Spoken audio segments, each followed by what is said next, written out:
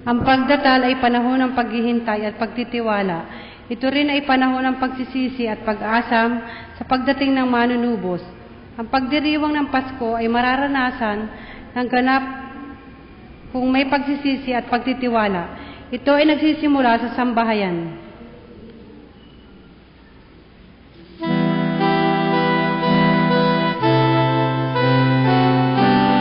Magsitayo po tayo.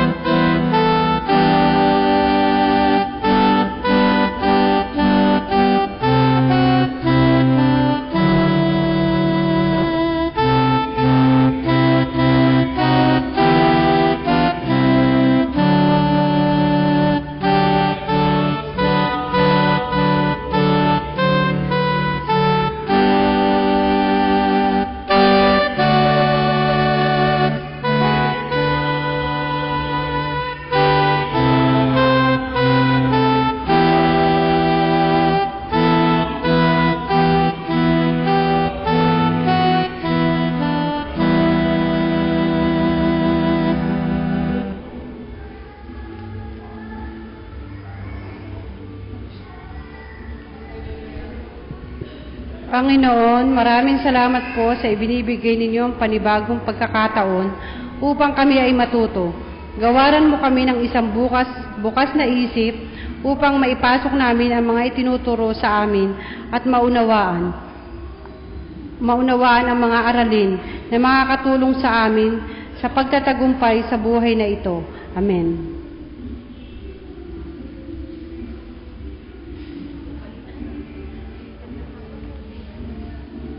Magandang hapon po. Mega Fellowship, December 5, 2014, 3 p.m., UCCP Magil Social Hall. Paanyaya sa buong kapatiran sa pagdalo sa gawain ng ating distrito. Quezon District Christmas Fellowship, December 6, 2014, UCCP Kalumpang. Ang may kaarawan po ng December 1, Yoli Balmeo Marilyn Ayala. December 2, Perlita Medina. Mark Lester San Miguel, Shaira Deschioso, December 6, Marjorie Gonzales, Estrella Kabutihan, Mark Anthony Evangelista, Nisa Evangelista, Melissa Lucila, Marisa Wabel, December 5, Dr. Lloyda Bautista, Janice Lim, December 6, Ebenezer Gube, Sally Flores, Jenny Lista, Seth Kirby Maceda, December 7, Cheryl Clarino. Batiin po natin sila na maligayang bati.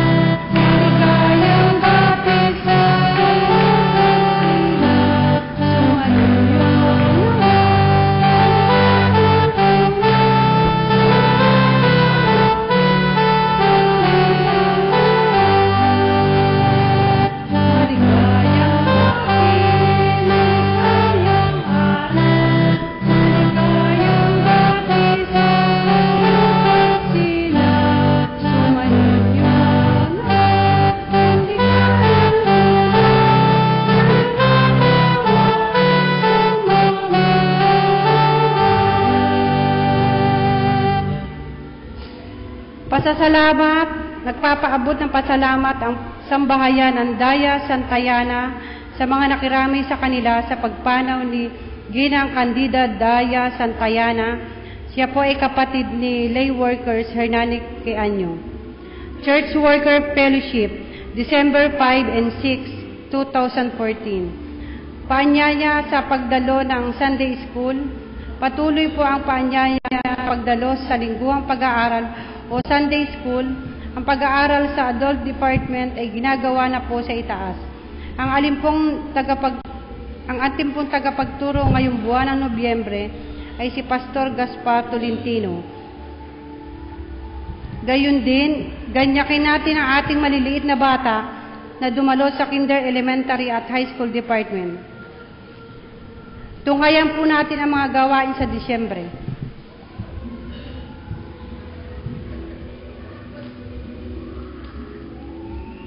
Magandang hapon po sa ating lahat.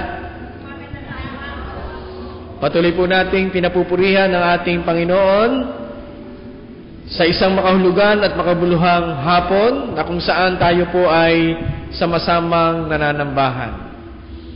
Wine-welcome po natin ang bawat isa sa atin na narito sa ating bahay dalanginan. Meron po bang bisita tayo? Bagong simba, bagong mukha? Wala po? So, welcome po sa bawat isa sa atin. Atin din pong wine-welcome yung pong patuloy na nanonood at nakikinig sa atin sa pamamagitan ng ating Ustream Live. Welcome po sa bawat isa. Kagaya po ng sinabi ng ating patnugot, andyan po ang hanay ng gawain ngayong December. Lalo tigit sa ating pong simbang gabi, na kung saan dadalhin po natin ang temang Paskong Matatag sa Mapanghamong Panahon. Yung pong nasa ating altar. Inyo pong dalhin yan pong ating mga schedule na yan. At meron pong ilang pagbabago. At sa first Sunday po ay yun na po ang final. Kung ano po yung makikita natin sa ating bulletin ay siya na po yung ating magiging sunod-sunod na mga mangunguna, lalo tigit sa ating pong simbang gabi. Ngayon po ay pagdiriwang ng ating pistang kabuhayan o ang ating Thanksgiving service. Kaya po ang inyong lingkod ay nakapula. Sino ba nakapula dyan? Ibig sabihin nito ay tayo nagpapasalamat. Ito yung ating buhay, ito yung ating pagpapalang natatanggap, kaya naman tayo po ay nagpapasalamat sa Diyos. At mamaya po, yung pong ating mga inihandog sa ating altar ay ating pong ipagpe-pray. Isasama na rin natin po yung handog natin o handog ninyo para po sa ating pistang kabuhayan. Para po sa pasasalamat sa Diyos sa sangtaong pag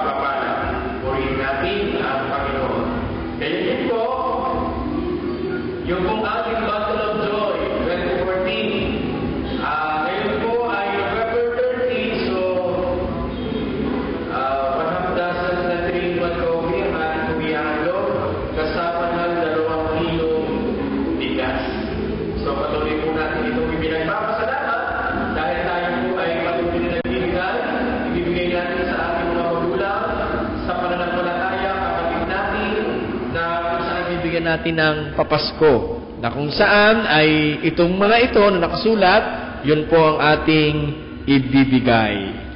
Mayroon pa po bang balita? Kung wala na pong balita,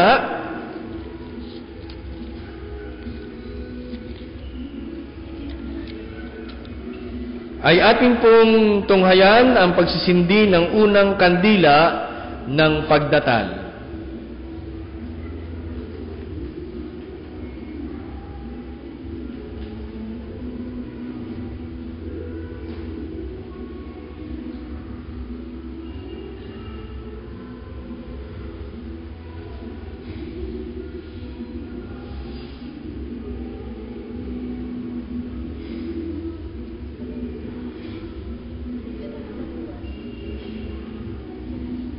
Ang liwanag ng kadakilaan ng Diyos ay sumasa atin, at ang kanyang kadakilaan ay ganap nating mararanasan kung mayroong pagmamahalan at pagsusunuran ang bawat sambahayan ng Diyos.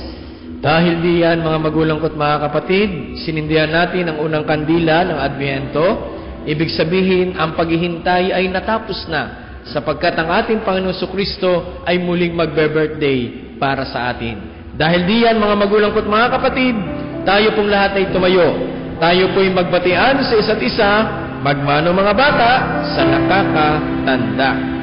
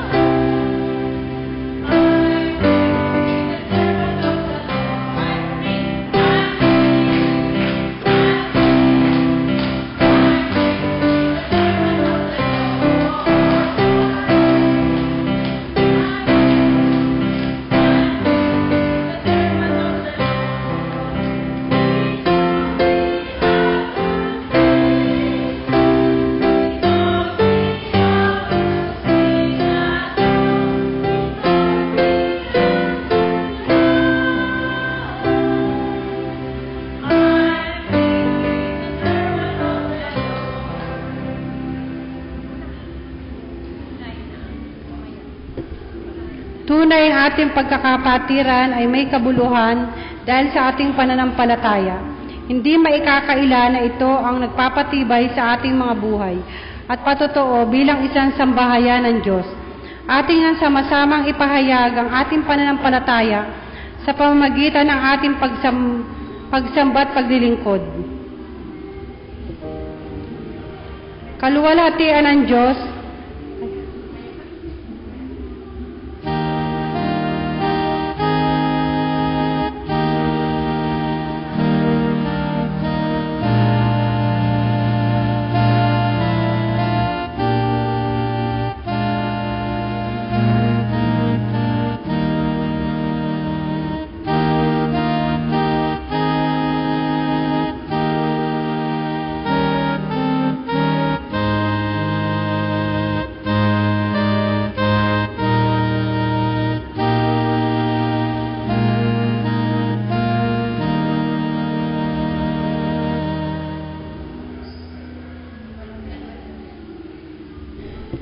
kaluwalhatian ng Diyos at kadakilaan ng tao, ang kadakilaan ng tao sa lahat ng mga ginawa ng Diyos ang inaawit dito.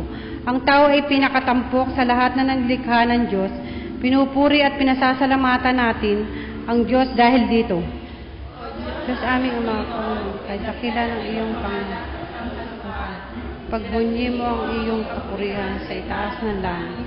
Alalahanin natin sila sa ating mga awitin. Sa lahat ng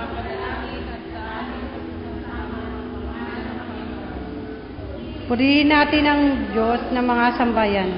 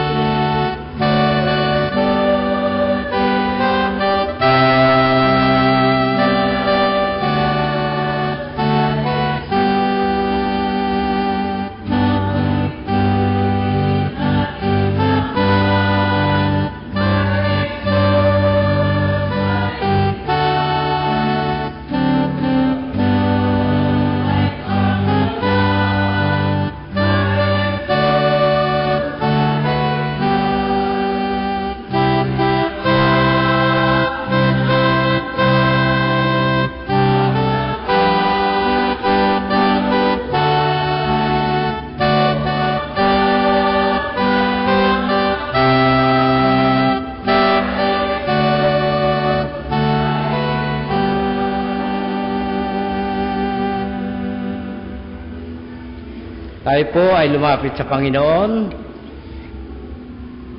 Maraming salamat po, Diyos, na muli kaming narito sa iyong bahay-sambahan upang kayo po ay aming papurihan at sambahin sa Espiritu at sa katotohanan.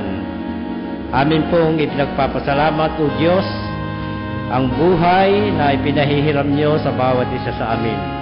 Salamat po ng marami sapagkat ikaw na aming Panginoon ang siyang nagbigay ng buhay upang kami ay magkatipon-tipon sa sambahang ito na may taglay na pasasalamat dahil sa mga biyaya na aming tinatanggap sa araw-araw. Kami po ay nagsusumamo at lumalapit sa iyo upang amin pong idalangin ang aming iglesyang kinabibilangan, ang United Church of Christ in the Philippines. Sa pangunguna po ng aming mga obispo, conference minister, mga pastor at mga diakonesa na patuloy na naglilingkod sa iyong iglesia, sa iba't ibang iglesia lokal.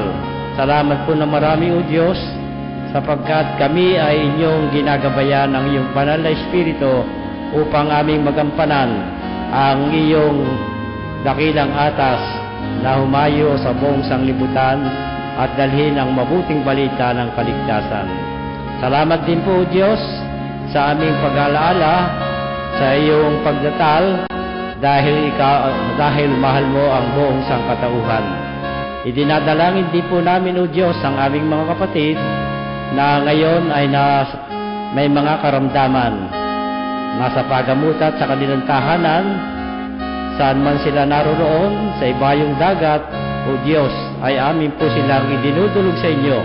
Nawa po inyong bigyan sila ng kapayapaan sa kanilang kaisipan at pagalingin sa kanilang mga karamdaman. Gayon din po ang bawat isa na nasa loob ng sambahan. Dinadalangin po namin ang maraming gawain ng iyong iglesia dito sa Lucena. Yung UCCP magiging pagkukunan ng aming konsilyo, mga lubong, mga organisasyon, at ang Camille Memorial School na aming pagpapala po sa aming lipunan, ang ginagawa ng aming mga guro, school board, at lahat ng staff at din dalangin namin ang mga batang nagsisipag-aral dito at mga magulang na lagi nagsusuporta sa kanilang mga anak upang sila ay makabatid ng iyong kasaysayan, pagdatal ng aming Panginoon na siya naming pinupuri at sinasamba sa lahat ng oras. Idinadalangin din po namin, O Diyos, ang napakarami naming pagkakamali na nagagawa namin araw-araw. Ito po'y inihingi namin ng kapatawaran at ang dalangin po namin ito ay hinihingi namin sa tanging pangalan ni Jesus na aming Panginoon at tagapagligtas. Amen.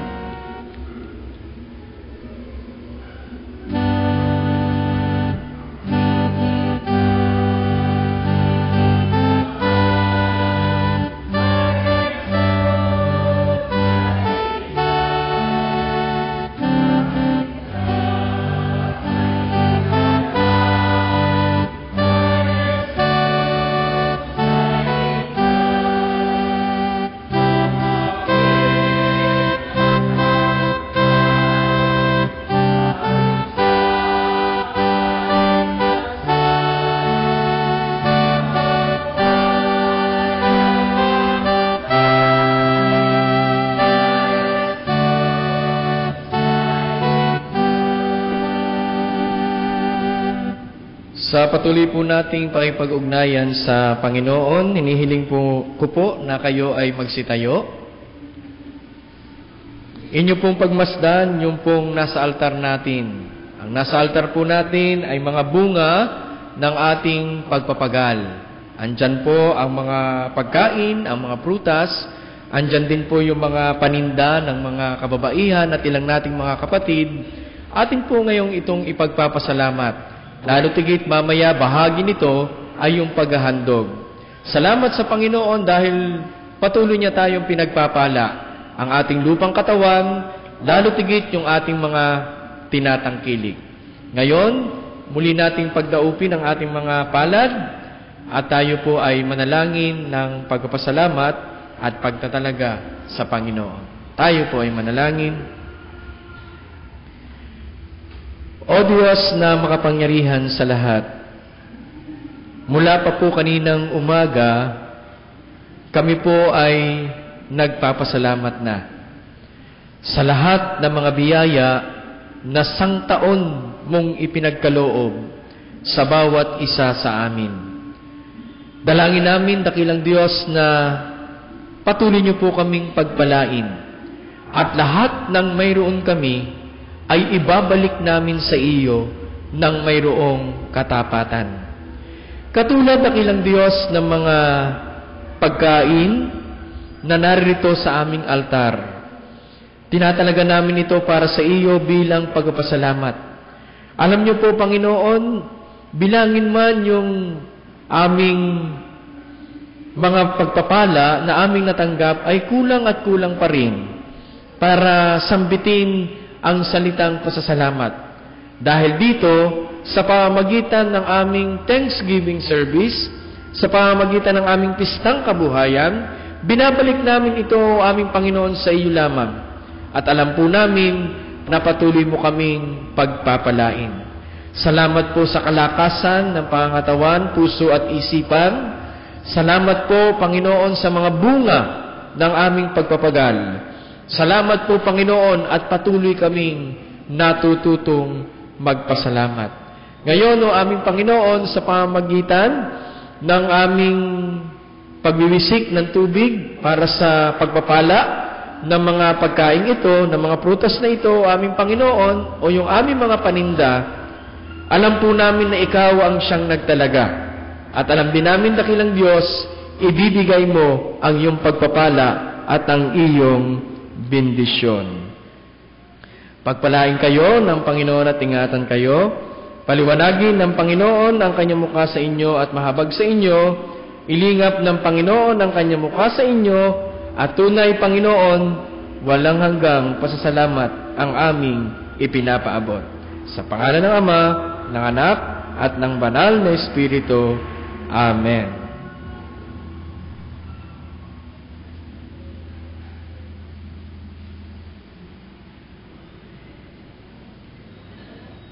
Atin pong palakpakan ng Panginoon sa itaas. At palakpakan po natin ang ating mga sarili sa tapat ng ating mga puso. Patuloy po nating damhin ang pagpapala ng Diyos.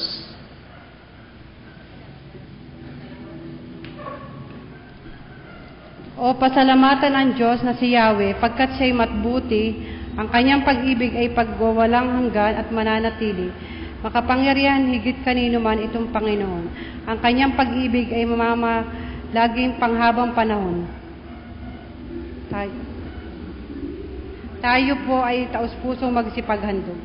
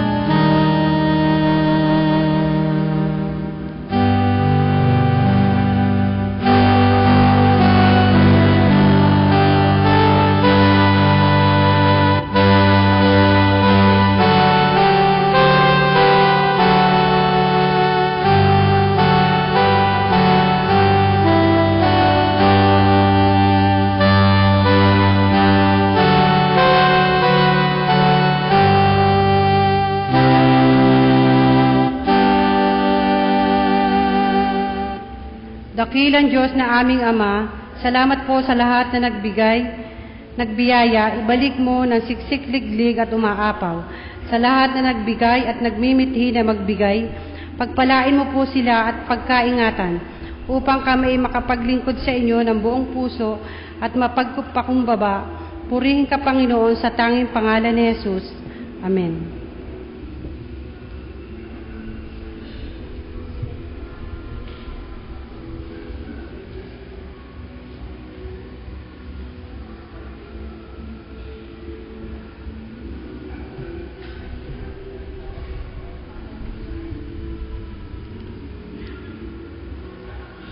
Ating pong buksan ang ating Biblia sa basang tugunan.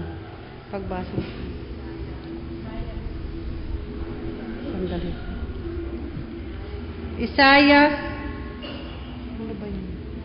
Isaiah 2:1-5. Kapayapaang walang hanggan. Ito ang pangitain ni Isaias na anak ni Amos tungkol sa Juda at sa Jerusalem. Ang bundok ng templo ni Yahweh ay namumukod sa taas sa lahat ng bundok. Dapat sa lahat ng bansa. Ang maraming taong malalapit sa kanya ay magsasabi ng ganito, "Hali kayo, umahon tayo sa bundok ni Yahweh, sa templo ng Diyos ni Jacob, upang malaman natin ang kanyang mga daan at matuto tayong lumakad sa kanyang mga landas. Sapagkat sa Sion nagmumula ang kautusan at sa Jerusalem ang salita ni Yahweh. Siya ang mamamagitan sa mga bansa at mapagpapairal ng kapayapaan. Kung magkagayon, gagawin na nilang sugsod ang kanilang mga tapak at karit ang kanilang mga tibat.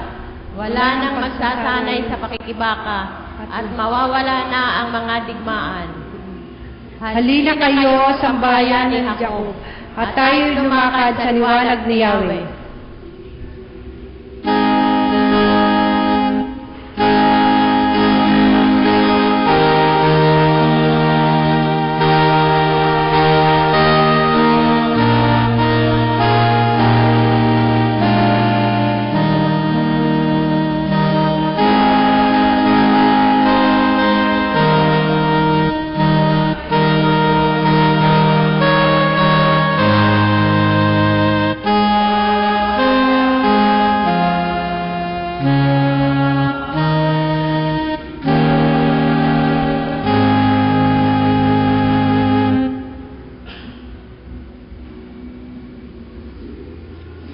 Ang pagbasa po sa Ebanghelyo ni San Mateo ay matatagpuan sa kabanatang 25, talatang 1 hanggang 13 na ganito po ang isinasaad. Dito ay may tutulad ang pagpasok sa kaharian ng Diyos. May 10 dalagang lumabas upang salubuhin ang lalaking ikakasal. Bawat isa ay may dalang ilawan.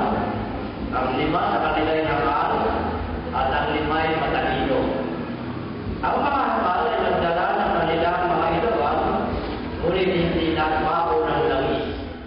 Subalit ang matatalino ay nagdala ng langis bukod pa sa nasa kanilang ilawan. Nabalam ng dating ang lalaking ikakasal, kaya't inantok silang lahat at nakatulog. Ngunit ng hating gabi ay may sumigaw, "Narito na ang lalaking ikakasal, salubungin ninyo." Agad nagbangon ang 10 dalaga at inayos ang kanilang ilawan. Sinabi ng mga hangal sa matatalino, "Bigyan naman ninyo kami ng kaunting langis. Aandap-andap na ang aming mga ilawan eh. Baka hindi magkasya ito sa ating lahat." Tugon ng matatalino, "Mabuti pa'y pumunta muna kayo sa nagtitinda at bumili para sa inyo." Kaya't lumakad ang 5 hangal na dalaga, samantalang bumibili sila. Dumating ang lalaking ikakasal. Ang 5 nakahanda ay kasama niyang pumasok sa kasalan at ipininid ang pinto. Pagkatapos dumating naman ang 5 hangal na dalaga. "Panginoon, papasukin po ninyo kami," sigaw nila. Ngunit tumugon siya, "Sinasabi ko sa inyo, hindi ko kayo nakikilala. Kaya't magbantay kayo, sapagkat hindi ninyo alam ang araw ni ang oras." Sumaatin nawa ang pagpapala ng Diyos sa pagkakarinig ng kanyang banal na salita.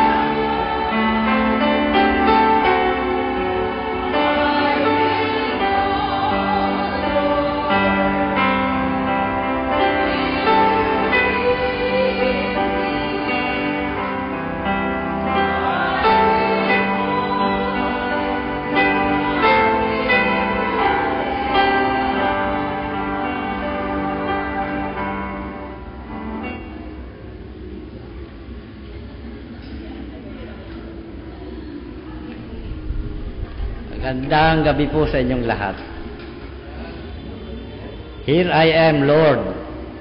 Dapat tayo talagang narito sapagkat ang ating pong paksa ngayon, ang talinghaga tungkol sa 10 dalaga. Ang talinghagang ito ay tungkol sa ikalawang pagparito ni Kristo at sa araw ng paghukom. Here I am, Lord. Dito, ang lalaking ikakasal ay si Kristo. At ang 10 dalaga ay ang iglesia naghihintay sa pagdating ni Kristo. Noong panahon ni Jesus, kaugalian ng kanilang kaugalian sa kasalang Hudyo na sunduin ng lalaking ikakasal ang kasintahang babae sa bahay nito. Sa okasyong iyon ay mayroong handaan at kasayahan. Sasalubungin ang lalaki ng mga abay ng kasintahang babae. Kapag dumating siya ng gabi, nangangailangan ng ilaw ang mga abay. May 2 klase ng tao sa iglesia. Matalino at mangmang, ayon kay Mateo sa 7:24-27. Walang langis ang ilaw ng mga mangmang. Ibig sabihin, wala silang Espiritu Santo. Hindi sila handang sumalubong kay Kristo. Hindi nila tunay na kilala ang Panginoong Hesus. Hindi pa sila ay pinanganganak na muli sa pamagitan ng Espiritu. Sila ay mga huwad na Kristiyano. Sa pamamagitan lamang ng Espiritu Santo, magsisindi ang ating ilaw. Sa pamamagitan lamang ng langis ng Espiritu Santo, tayo'y magiging ilaw ng sanglibutan. Nang dumating ang lalaking ikakasal, natuklasan ng mga mangmang na dalaga wala langis ang kanilang ilaw. Kaya nakiusap sila sa 5 matalino na bahaginan sila ng kaunting langis. Ngunit hindi binigyan ng matatalino ang mga mangmang na dalaga. May espiritual na aral tayong mapupulot dito. Ang Espiritu Santo ay diretsyo nagmumula sa Diyos. Gayon din ang biyaya ng kaligtasan. Hindi natin ito may hirap sa iba. Bawat isa sa atin ay tatayo sa harapan ng hukuman ni Kristo. Sa araw na ito, hindi na tayo makahingi ng tulong mula sa ating mga kaibigan. Huli na upang humanap ng labis para sa ating ilaw. Ang 5 mangmang na dalaga ay nagpunta sa tindahan.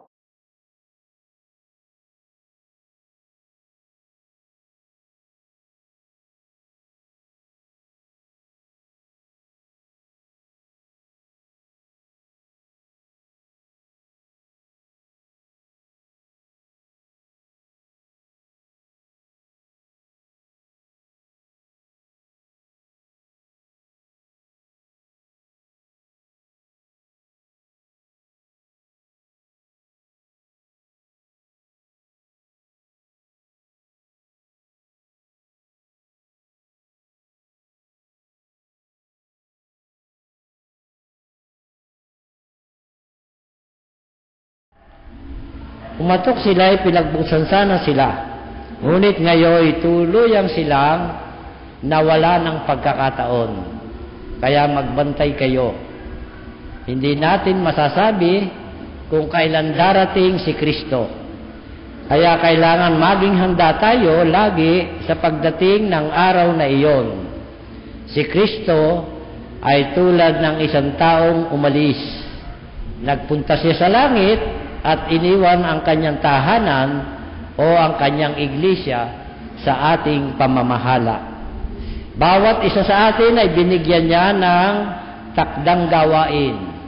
Bukod dito, ibinigay niya sa atin ang gawaing manalangin, magbantay at magpatotoo.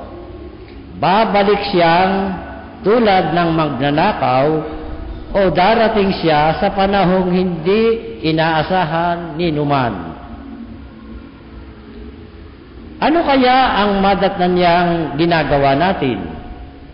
Huwag nating sabihin sa ating sarili, hindi pa siya darating. Malaki pa ang panahon kung maghanda.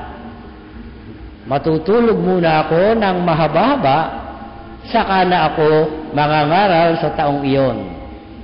Sa ibang araw na ako gagawa ng mabuti. Bukas ko na pagsisisihan ang kasalanan ko. Huwag nating gawin ang napakalaking pagkakamaling ito. Maaring dumating si Jesus anumang oras. Itatapon niya tayo sa labas kapag nadatnang tayong hindi handa at hindi gumagawa ng ipinagagawa sa atin. Ang ibig sabihin ng sinabi niyang maging handa kayong lagi ay manatili tayo sa kalooban ni Kristo na sa lahat ng panahon, bawat araw dapat tayong mamuhay na tila ba darating na siya sa kinabukasan. Siya sa natin ang ating mga sarili sa pamagitan ng ganitong tanong. May dapat bang baguhin sa ating buhay kung may anghel na dumating ngayon, buhat sa langit, at sabihing darating si Kristo sa isang linggo o sa isang buwan? Kung oo ang sagot, nangangahulugang hindi tayo handa at hindi tayo nagbabantay. Kaya sabi ng Panginoon, ang sinasabi ko sa inyo ay sinasabi ko sa lahat, magbantay kayo. Sa ngalan ng Ama, ng Anak, at ng Banal na Espiritu. Amen.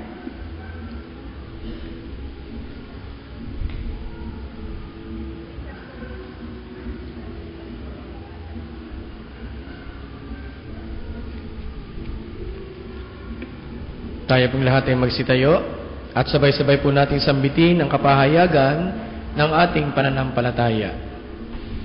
Sumasampalataya kami sa Diyos na makapangyarihan sa lahat, lumalang ng langit at lupa, at sa Diyos na patuloy na nakikiisa sa ating kasaysayan at buhay. Sa Kanya na nagkatawang tao sa pamamagitan ni Jesucristo, upang ang sangnilikha ay magkaroon ng pag-asa at kaayusan, at sa Kanya nakapangyarihan sa pamamagitan ng banal na Espiritu upang magsilbing kalakasan ng mga aba at nagdurusa at kasiglahan sa lahat ng mananampalataya upang magpatotoo ng ganap.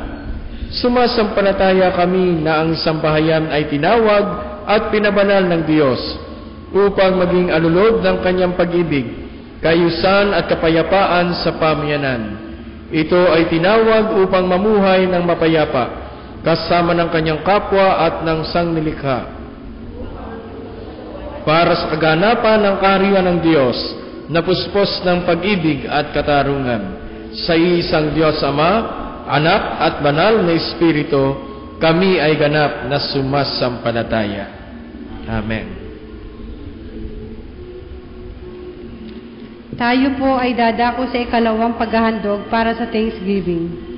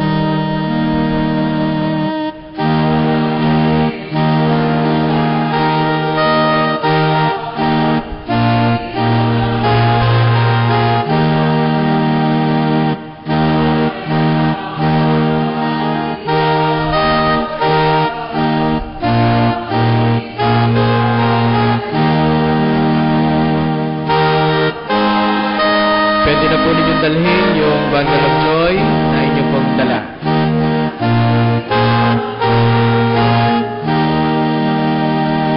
Mapagpala naming Jesus, ingapin ang may lunos. Pagsang-ayon mo'y hanapin, kalooban mo'y sundin.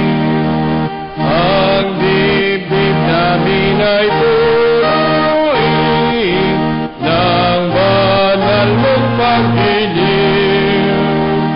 Mapagpala naming Jesus, lubusin ang pag-irong.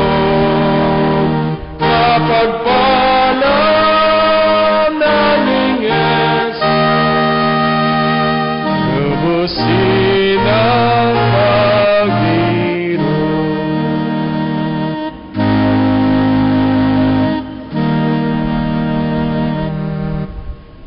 Sa amin pong pagtatalaga o aming Panginoon, amin pong itinatalaga yung pong aming mga inihandog para sa amin pong pistang kabuhayan. Kanina po pinagpala mo yung mga ani namin. Ngayon naman pagpalain mo, O Diyos, yung mga naghandog sa pamamagitan ng salapi. Maging yung hindi nakapaghandog, O aming Panginoon. Katulad ng amin pong panalangin kanina, ibinabalik lamang po namin ang dapat na ibalik sa iyo. Dahil pagbalik nito, siksik, diglig, at umaapaw na pagpapala ang aming matatanggap. I-bless niyo din po, dakilang Diyos, yung mga bundle of joy na amin pong inihandog sa gabing ito. Mula sa iyong mga anak na tunay na ang pagdilingkod ay hindi mo masukat. Bagkus pa nga alam nila na ito ay ibibigay rin sa kanilang kapwa na tunay na nangangailangan ng pagmamahal at pagkalinga. Salamat, Panginoon, dahil natututo kaming maghandog at magpasalamat. O Diyos na makapangyarihan sa lahat, sa amin nga pong pagtatalaga, ang ilan sa iyong mga anak ay lumapit sa inyong dambana. Tiklop tuhod, nananalangin, O aming Panginoon. Ang ilan sa kanila ay nagpapasalamat sa buhay, kalakasan, kaarawan, anibersaryo ng kasal, pagkakagaling mula sa karamdaman, O aming Panginoon. Anuman ang kanilang dahilan ng kanilang paglapit, ang mahalaga rito, nagpapasalamat sila, O aming Panginoon. Ang ilan sa kanila'y lumapit para humiling ng inyong pag-alalay at ng inyong paggabay sa kanilang paghahanap buhay, pag-aaral at paglilingkod. Samahan niyo po sila.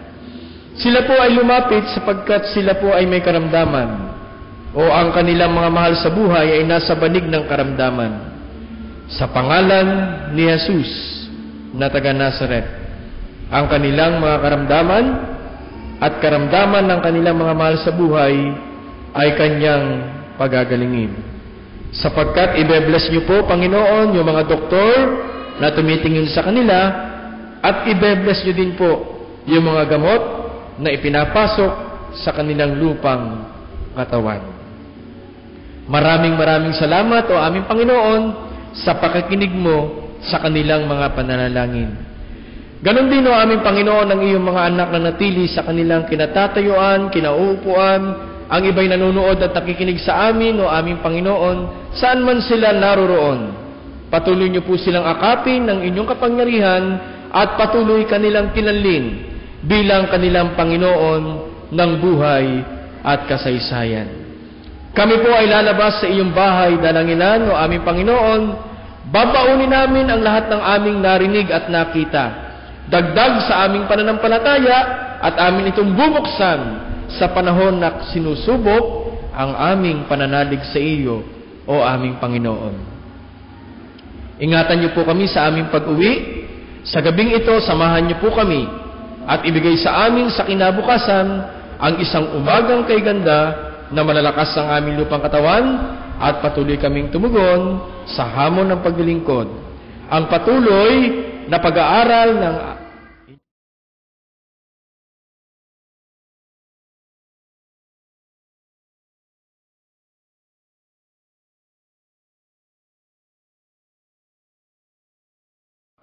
tanggapin po ng bawat isa sa amin ang iyong mayamang pagpapala, biyaya, pag-ibig, bendisyon.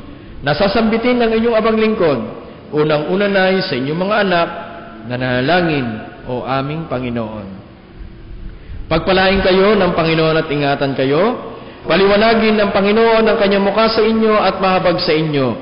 Ilingap ng Panginoon ang kanyang mukha sa inyo at patuloy niyang tutupdin lahat-lahat na inyong nilapit sa Kanya sa pamamagitan ng panalangin, sapagkat mahal na mahal kayo ng ating Panginoong Hesukristo. At sa bawat isa sa atin, sumaating lahat ang pagpapala ng iisang Diyos, ang Diyos Ama, ang Diyos Anak, at Diyos Espiritu Santo. Amen.